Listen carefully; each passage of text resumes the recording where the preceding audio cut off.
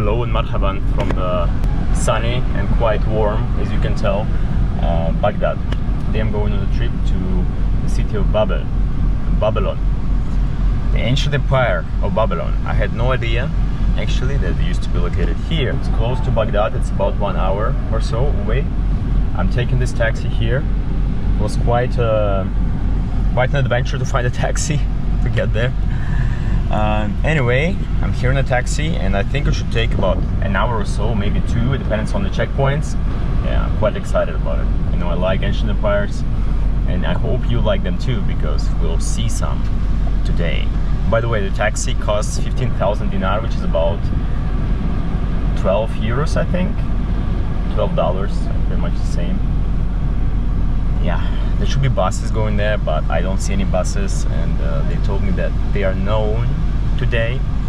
Then I have the aircon here, which is pretty cool, but it should be shared taxi, so I'm pretty sure he'll put more people there, at least three.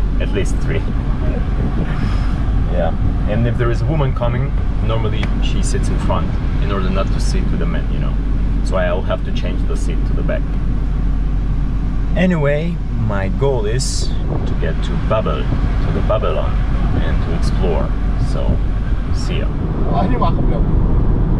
لا تجي مسك ماكو شغله. بس تليفون. حتى هذيك تري يدرون. سيري أمي. قلت لها سيري خواتي. فاصلة خواتي. Here we are. We arrived at the Babylon.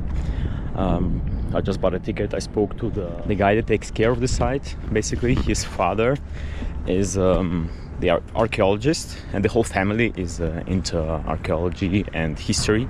Very interesting guy. He speaks very good English, and he told me about his experience here during the war, when the U.S. Army was here, and he had issues. He was in prison.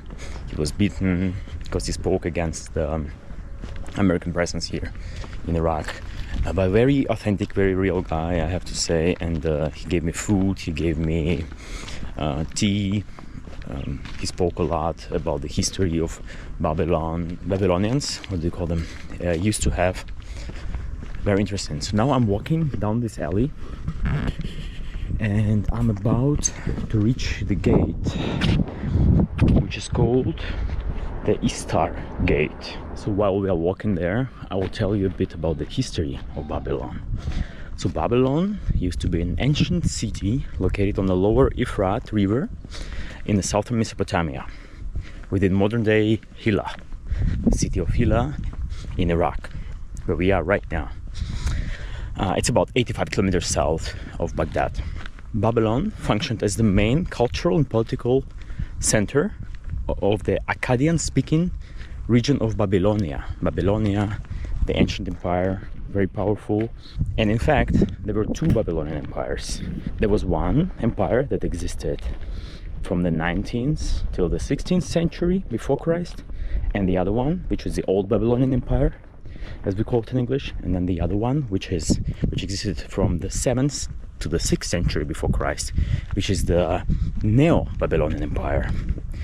And Babylon was also used as a regional capital of the empires, such as the Achaemenid Empire, which is was very big empire.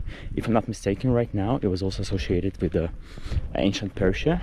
So the city of Babel, modern city of Babel, is associated with the ancient city of Babylon, as you already understood, and was one of the most important cities of the ancient Mesopotamia. Babylon became the capital of the Babylonian Empire under King Hammurabi in the 18th century before Christ. So it was the old Babylonian Empire. So that's when it got its importance. And it's also known for its legal codes. One of the earliest and most complete written legal codes in the human history. Amazing, huh? Also a bit about the religion in old Babylon. The Babylonians practiced polytheism, which means they used to worship a pantheon of gods, so multiple gods and goddesses also. There was once like Marduk, the chief deity of Babylon, was considered the god of creation, water, vegetation, judgment and magic. Ishtar, the goddess of love, beauty, sex, fertility and war.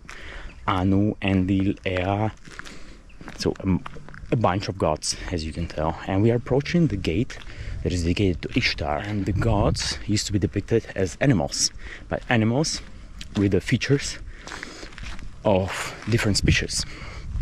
Like we will see now on the gate Ishtar, which looks like a mix of lion, dog, I think also an eagle, in the earth, in the water, in the air.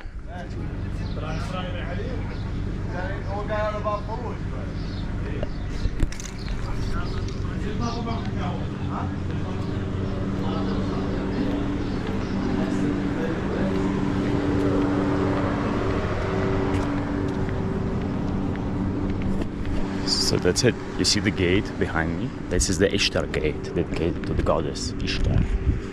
And you could see on the walls also the depictions of the goddess. Here we have the map.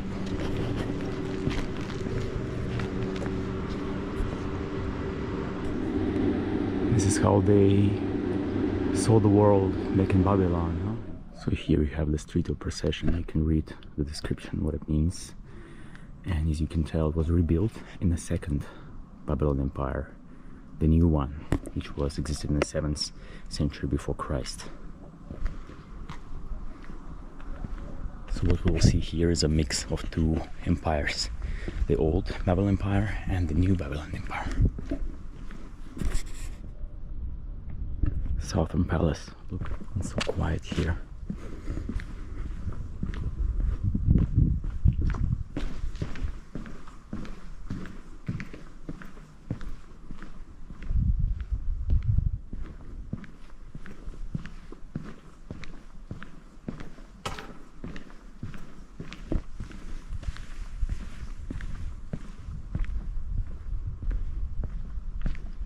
Look, there's literally nobody here, just me, in old Babylon.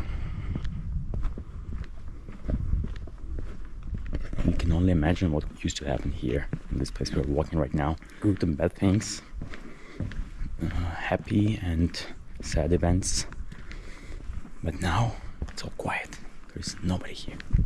The empire has gone.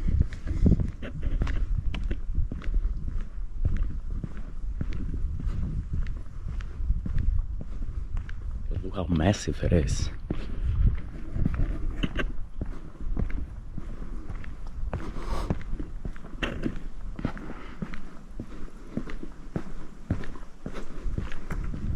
Over there on the mountain you can see the palace of Saddam Hussein. I don't think we can go there, but you can see it from here, more or less. Yeah, he loved palaces. He had palaces in almost every city he went to. He had a beautiful view over the Babylon. And he was actually the initiator of some of the reconstructions here in Babylon. So he wanted to make it look good. I mean, clearly if you have a palace here with that view, you want to have a nice view, right? So he didn't mind spending money on reconstructing the old Babylon. Saddam, Babylon. Saddam and Babylon. So we have here the labyrinths of the palace. So the palace actually used to belong to Nebuchadnezzar. Maybe it was built by him. I think it belonged to several people.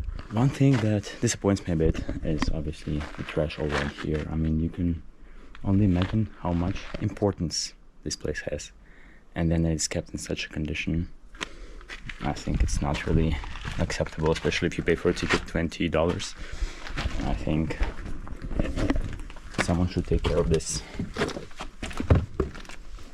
I mean, it should be done not just for the tourists. It's not the most important thing. It should be done for the sake of preserving the history of the human beings, because it is important for all of us. Even if you're not from Babylon, it still is important, because it gives us a lot of the insights into the nature of the humans, the history, how we evolved as societies, how the philosophies evolved, the cultures evolved, and we can learn a lot from that. So I believe it's a shame that it's being held in such a condition. By the way, the Ishtar Gate I told you about, it was discovered during the recent archaeological exhumations, that's what you call them. Last 50 years, I think. I was like 50 years ago or so. So it was not available to the public before. Yeah, but I think they had to deliver parts of the gate also piece by piece. That's what the guy here told me, that the Germans did that because they were friends with the Ottoman Empire at that time. It was more than 50 years. He mentioned the 19th century, 1897, I think. So it was before that. And I believe it's also a shame that not so many tourists come here. So the majority of tourists that come to Babylon are Iraqis. There are not so many people from abroad. I believe it has a big importance in the human history, the Empire of Babylon. I mean, the famous Babylonian Tower from the Bible, which nobody knows if it exists for real or not, but it is definitely embodied into the human history, legends and cultures. This one is still being restored, as you see, and it is the Ninmah temple, apparently another god of the Babylonians, or the goddess, the mother goddess Ninmah. And this temple was rebuilt by Nebuchadnezzar II in the newest Babylon Empire in the 6th, 7th century before Christ. We've reached the famous line. As you can see here, it was found by the local villagers in 1776 in the ruins of the Northern Palace. Crazy, huh? So it is already a long time ago, but imagine, for us, they are closer to us than the line was to them, because for them it was a couple of thousand years. Yeah, here it is. And I'm going to tell you something about the lion and why it stands here.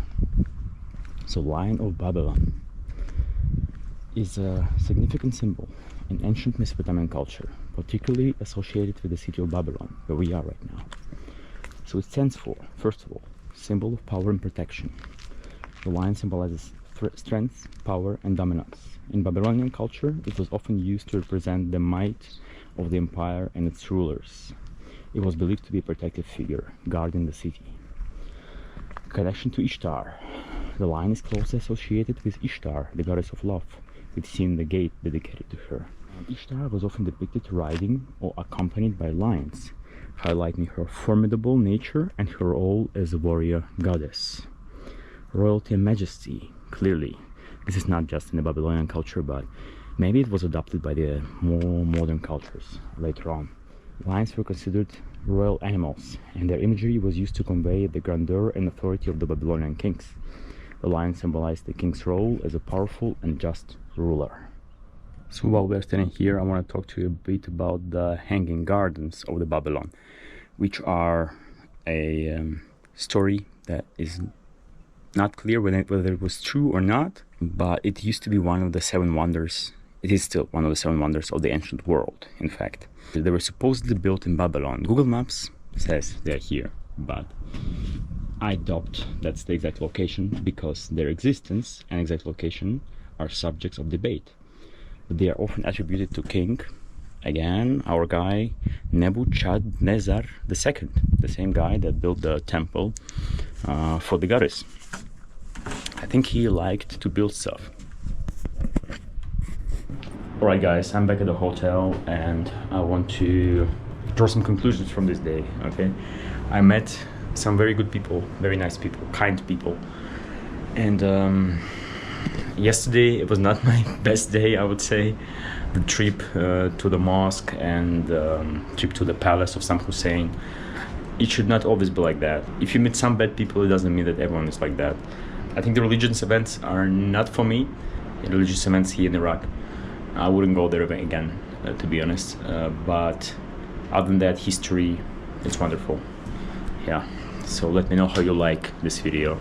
Comment, tell me your opinion. And if you knew a lot about it before, maybe you found out something new about Babylon. And yeah, give me a like if you like what I'm doing. Subscribe to my channel and hit the bell button. And see ya.